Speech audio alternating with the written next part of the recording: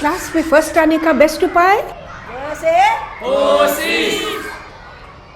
Hello मेरे class 11 के दोस्तों, कितना एक्साइटिंग है ना। हम बिजनेस स्टडीज़ का सिलेबस शुरू कर चुके हैं और हमने पहले देख लिया है चैप्टर 1, जिसमें हमने देखा एक बिजनेस क्या होता है, what is the difference between industry and commerce. इसको हमने समझने की कोशिश की और हमने देखा कि अगर आप एक बिजनेसमैन बनते हो या आप प्रोफेशनल बनते हो या आप एक जॉब करते हो, इसके क्या बेनिफिट्स हैं, क्या डिसएडवांटेजेस हैं, इसको भी हमने देखा है। तो आपने डिसाइड किया है कि आप बिजनेसमैन ही बनोगे। तो हमने पार्ट 2 में देखा था कि एक बिजनेस की शुरुआत हम कैसे करते हैं। आज हम देखेंगे कितने टाइप्स ऑफ बिजनेस होते हैं, how many different forms of business organisations are there. तो इसको भी हम 2 हिस्से में बांटेंगे। कुछ फॉर्म्स होती हैं जो थोड़े रिलेटिवली स्मॉल होती हैं और कुछ होती हैं जो बहुत बड़ी होती हैं। तो पार्ट 1 में स्मॉलर वंस को देखेंगे, पार्ट 2 में बिगर वंस को देखेंगे। शुरू करें। क्या आप घर के पास कोई ऐसा स्टोर है, आप वहाँ कोई छोटा मोटा सामान लेने जाते हो तो आप देखते हो एक ही व्यक्ति उस स्टोर को खोलते भी हैं, मैनेज भी करते हैं, सेल भी करते हैं, सारा काम वो खुद ही करते हैं। जैसे जैसे वो स्टोर बड़ा होता है वो 1-2 कर्मचारी भी रखने लगते हैं। इस टाइप ऑफ बिजनेस को कहते हैं सोल प्रोप्राइटरशिप, एकल स्वामित्व। ओनर भी वही है, मैनेजर भी वही है। बिजनेस का जितना लाभ होता है या नुकसान होता है, दोनों ही ओनर के ही होते हैं, इसको कोई शेयर करने वाला नहीं है। तो चलो सोल प्रोप्राइटरशिप या एकल स्वामित्व के फीचर्स को हम एक एक करके देखते हैं। नंबर 1, इसको स्टार्ट और इसको क्लोज, ये दोनों ही रिलेटिवली सिंपल है, इसमें कोई बहुत बड़ा कानूनी प्रक्रिया वगैरह नहीं है। सेकेंड पॉइंट है लायबिलिटी या दायित्व। ये बहुत इंपॉर्टेंट पॉइंट है। आपका बिजनेस अगर नुकसान करता है तो उस नुकसान के भुगतान केवल बिजनेस से ही नहीं, आपसे भी जाएगी, क्योंकि आपकी संपूर्ण दायित्व होती है। अनलिमिटेड लायबिलिटी होती है। चाहे आपको निजी संपत्ति बेचकर उस नुकसान को पूरा करना पड़े, वो भी करना पड़ेगा। तो जैसे नुकसान को आप पूरा उठाते हो, जितना लाभ होगा वो भी तो आप ही को मिलेगा। नेक्स्ट पॉइंट है, और एक बहुत इंपॉर्टेंट पॉइंट है, कंटिन्यूटी ऑफ बिजनेस, व्यावसायिक निरंतरता। इसका मतलब क्या है? जब तक आप हेल्दी हो, जब तक आप बहुत अच्छा काम कर सकते हो, तब तक तो सब कुछ बढ़िया चलेगा। पर अगर किसी कारण से आप काम न कर सको, सपोज ओनर की डेथ हो गई किसी कारण से, सपोज जैसे कोविड के टाइम पे आपने देखा नहीं था कितने सारे छोटे छोटे बिजनेसेस बंद हो गई क्योंकि ओनर की डेथ हो गई थी, या ओनर की तबीयत इतनी बिगड़ जाती है कि वो काम ही नहीं कर सकते हैं, या वो बैंकरप्ट हो जाते हैं, दिवालिया हो जाता है उनका, या ऐसा भी हो सकता है कि उनका मानसिक संतुलन पूरा बिगड़ गया, वो काम ही नहीं कर पाते हैं। इस केस में वो बिजनेस बंद हो जाती है, बिजनेस चलती नहीं है। फोर्थ पॉइंट है बिजनेस पे कंट्रोल। आप एकल स्वामी हो तो सारा कंट्रोल आपका, जो भी बिजनेस डिसीजन आप लेना चाहते हो फटाफट आप ले सकते हो, किसी से आपको पूछने की ज़रूरत नहीं। एंड फाइनली, आप और आपके बिजनेस में कोई अंतर नहीं है, आप दोनों एक ही आइडेंटिटी है, आप दोनों की एक ही पहचान है। क्या आप जानते हो आज के जो बहुत बड़ी बिजनेसेस हैं, बहुत साल पहले many of them started as sole proprietorship, एकल स्वामित्व। एक ब्रांड में आपको उसकी कहानी बताती हूँ, देखो इसको, पहचानते हो ना? ये शुरू हुआ था इन द ईयर 1886। उस वक्त अटलांटा में एक डॉक्टर थे, डॉक्टर पेम्बरटन, वो एक्चुअली केमिस्ट थे। तो उन्होंने कोका लीव्स और कोला नट्स, इन दोनों चीज़ों को मिलाकर वो कुछ एक्सट्रैक्ट बना रहे थे। जो चीज़ बनी उसको जग में भर के वो ले गए बगल में एक दुकान में, जेकब्स फार्मेसी। वहाँ उन्होंने सोडा वाटर मिलाया इसमें और पिया तो कहा ये बड़ा बढ़िया है, ये तो बहुत अच्छा है। तो वहाँ वो सोडा मिलाकर उसको बेचने लगे।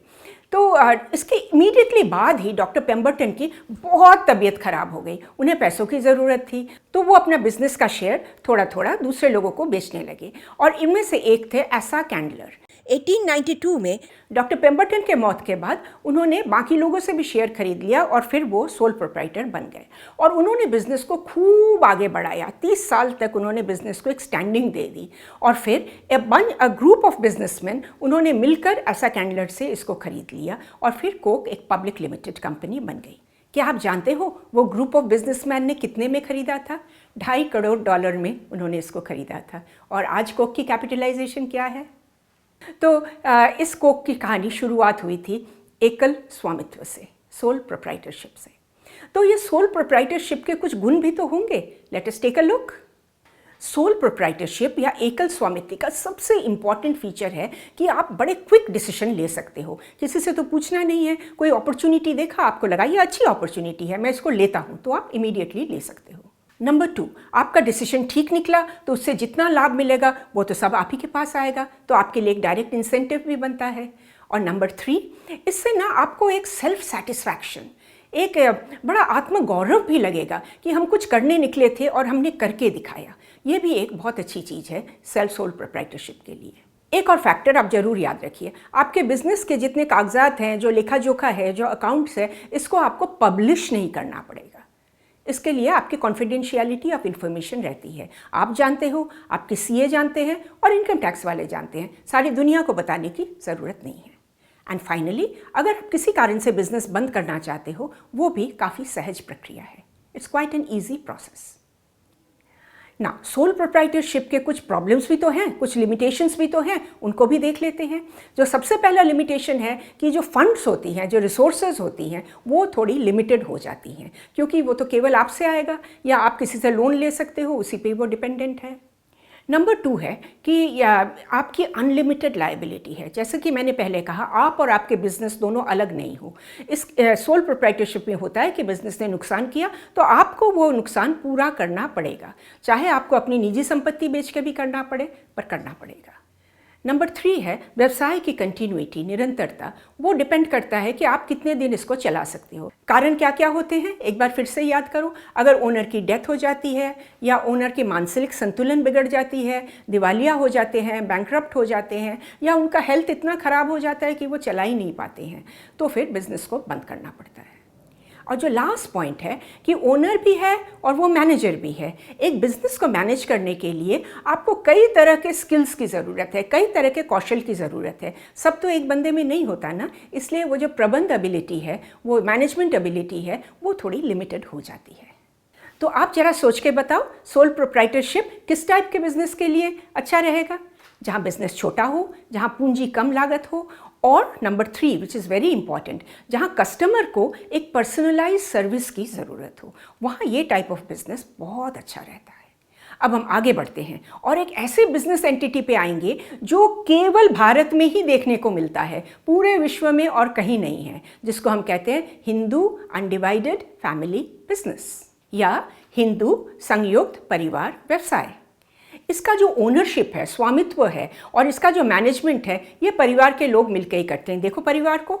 अब आप हंस रहे होंगे, आप बोलेंगे मैम क्या दिखा रहे हो, छोटे छोटे बच्चे तो हैं। और ये हिंदू अनडिवाइडेड फैमिली बिजनेस का बहुत इंपॉर्टेंट पॉइंट है कि एक व्यक्ति पैदा होते ही इस बिजनेस का अंशीदार बन जाता है, इस बिजनेस का शेयर होल्डर बन जाता है। हिंदू अनडिवाइडेड फैमिली में बहुत इंपॉर्टेंट है कि इसकी पूंजी कहाँ से आती है। ये पूंजी है विरासत में मिली हुई जायदाद, विरासत में मिली हुई संपत्ति, इनहेरिटेड एंसेस्ट्रल प्रॉपर्टी। तो इसके फीचर्स को हम देख लेते हैं। इसका निर्माण कैसे होता है? मिनिमम 2 पर्सन्स की ज़रूरत होती है और मैक्सिमम असीमित। जितने भी फैमिली मेंबर्स हैं सभी इसके मेंबर होते हैं। एक व्यक्ति पैदा होते ही इसका मेंबर बन जाता है, तो नाबालिग बच्चे भी इसके मेंबर बनते हैं। और इसका जो अनुशासन होता है that is according to Hindu succession act, Hindu उत्तराधिकार अधिनियम 1956। तो इस बिज़नेस का हेड कौन होता है? परिवार का जो मुखिया है, जो पूरे परिवार में सबसे अग्रज है, द ओल्डेस्ट पर्सन, उनको कहा जाता है कर्ता। सारा नियंत्रण, सारा कंट्रोल इन्हीं के हाथ में रहता है। और लायबिलिटी, दायित्व कैसा होता है? अगर बिजनेस नुकसान करता है तो परिवार के जो सदस्य हैं उनको नुकसान का उतना ही हिस्सा लेना पड़ेगा जितना उनका शेयर होल्डिंग है। पर कर्ता की दायित्व असीमित है, अनलिमिटेड लायबिलिटी। कर्ता को तो कर्ज चुकाने के लिए शायद अपनी निजी संपत्ति को भी बेचना पड़े। तो आप देख रहे हो, जैसे कर्ता को दिया गया है पूरा पावर चलाने का, बिल्कुल उसी तरह कर्ता के पास अनलिमिटेड दायित्व भी तो है, असीमित दायित्व भी तो, जोखिम भी तो उन्हें उठाना पड़ेगा। And finally business continuity, business की निरंतरता। अगर कर्ता की डेथ हो जाती है तो जो नेक्स्ट ओल्डर पर्सन है वो कर्ता बन जाते हैं और हिंदू फैमिली बिजनेस चलता रहता है। तो इससे तो आप समझ ही गए होंगे कि इसके गुण क्या क्या हैं। नंबर 1 कि इनका जल्दी से इफ़ेक्टिव कंट्रोल होता है, कि इफ़ेक्टिव डिसीजन मेकिंग होता है, जल्दी जल्दी वो डिसीजन ले सकते हैं क्योंकि कर्ता को ही डिसीजन लेना है, उनको बहुत ज़्यादा पूछने की ज़रूरत नहीं है। नंबर 2 है कंटिन्यूटी ऑफ बिजनेस। कर्ता के डेथ के बाद दूसरे जो नेक्स्ट अग्रज हैं वो कर्ता बन जाते हैं, बिजनेस तो अपने आप चलता रहता है। नंबर 3, कर्ता के सिवाय बाकी जो मेंबर्स हैं, बाकी जो सदस्य हैं, उनकी लिमिटेड लाइबिलिटी, उनकी दायित्व उतनी है, अगर कोई जोखिम होता है, अगर कोई नुकसान होता है तो नुकसान का उतना ही हिस्सा उनका है जितना उनकी शेयर है उस बिजनेस में। और कर्ता की बिकॉज वो सारा डिसीजन सब लेते हैं इसलिए उनको अनलिमिटेड लाइबिलिटी भी उठानी पड़ती है। और नंबर 4, आपने वो मूवी देखी थी हम साथ साथ हैं, जहाँ देखो एक बड़ा सा जॉइंट फैमिली था, जो कर्ता थे वो सारे डिसीजन लेते थे, बाकी मेंबर्स उनके डिसीजन के अनुसार चलते थे और वो सारे बड़े एक साथ मिले हुए थे, बड़ा निष्ठा था, बड़ा कोऑपरेशन था। तो अगर ये होती है तो वो परिवार बहुत ही स्ट्रॉन्ग बिजनेस बनती है, पर हमेशा होती नहीं है।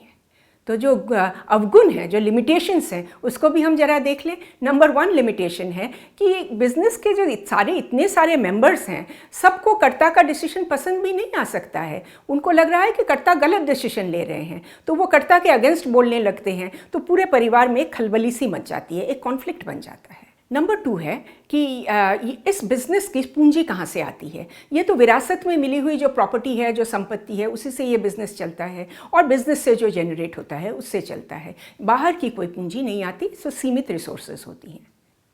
नंबर 3, अनलिमिटेड लाइबिलिटी ऑफ कर्ता। ये तो मैंने आपको पहले ही बता दिया था, कर्ता का सीमित दायित्व है, बिजनेस ने नुकसान किया, बाकी मेंबर अपने अपने हिस्से तक का नुकसान चुकाएंगे, पर कर्ता बाकी जितना होगा, चाहे निजी संपत्ति बेचो, वो भी करना पड़ेगा। And finally limited managerial ability, सीमित प्रबंध कौशल। कर्ता जितने भी स्मार्ट हो, जितने भी इंटेलिजेंट हो, जितने भी वाइज हो, फिर भी एक बंदे के पास कितनी कौशल रह सकते हैं। एक बिजनेस चलाने के लिए बहुत सारे कौशल की ज़रूरत होती है, तो इसके एब्सेंस में वो बिजनेस में थोड़ी सी कमी आ जाती है, मैनेजमेंट में थोड़ी सी कमी आ जाती है। चलो अगले वीडियो का इंतज़ार करते हैं। ये रहा आपका सारांश। तो आज के वीडियो में हमने देखा सोल प्रोप्राइटरशिप और हिंदू अनडिवाइडेड फैमिली। अगले वीडियो में हम देखेंगे साझेदारी या पार्टनरशिप। और आप हमारे साथ जुड़े हुए हो ना सोशल मीडिया पे, हम रोज़ एक पोस्ट डालते हैं। अगर आपको अच्छा लगा, हमें तो बहुत अच्छा लगेगा। Thanks for watching.